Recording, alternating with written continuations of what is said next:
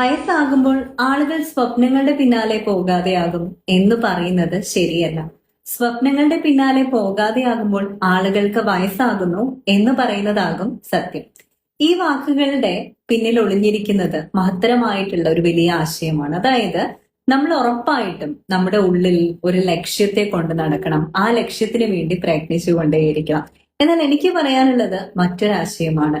ഞാനൊക്കെ ഒരു ദിവസം ഒരുപാട് പണിയെടുക്കുന്ന വ്യക്തികളാണ്. എന്നാൽ പിന്നീട് തോന്നും, ഓ ഇന്നത്തെ ദിവസം ഒട്ടും പ്രൊഡക്റ്റീവ് ആയിരുന്നില്ലല്ലോ എന്ന്. അതായത് ഒരുപാട് എഫേർട്ട് എടുക്കുന്നുണ്ടായിരിക്കും, ഒരു റിസൾട്ട് കിട്ടുന്നുണ്ടോ എന്നുള്ളത് ഇങ്ങനെ ചെക്ക് ചെയ്യും. ഈ അടുത്തിടവരെയും എനിക്ക് അങ്ങനെ ഒരു ബുദ്ധിമുട്ടുണ്ടായിരുന്നു. സോ എങ്ങനെയാണ് ഒരു പ്രൊഡക്റ്റീവ് ഡേ ഡിഫൈൻ ചെയ്യേണ്ടത് എന്നുള്ള ഒരു കാര്യം കൂടി നമ്മുടെ ലൈഫിലേക്ക് കൊണ്ടുവന്നപ്പോഴാണ് ഇന്നത്തെ ദിവസം പ്രൊഡക്റ്റീവ് ആയിരുന്നു, എഫേർട്ട് മാത്രമല്ല എന്നുള്ള ഒരു രീതിയിൽ കാര്യങ്ങൾ മനസ്സിലായത്. 3-3-3 എന്ന് പറയുന്ന ഒരു പ്ലാൻ ആണ് നമ്മൾ ചെയ്യാനുള്ളത്.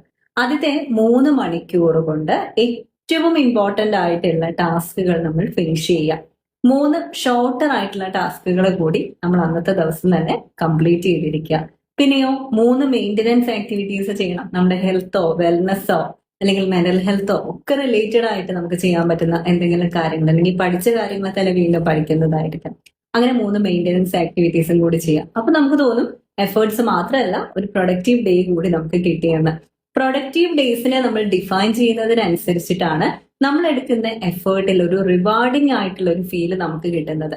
ആ ഫീല് കിട്ടുമ്പോൾ ഹാപ്പി ഹോർമോൺ, ഡോപ്പമൈൻ പോലുള്ളവ ഉണ്ടാവും.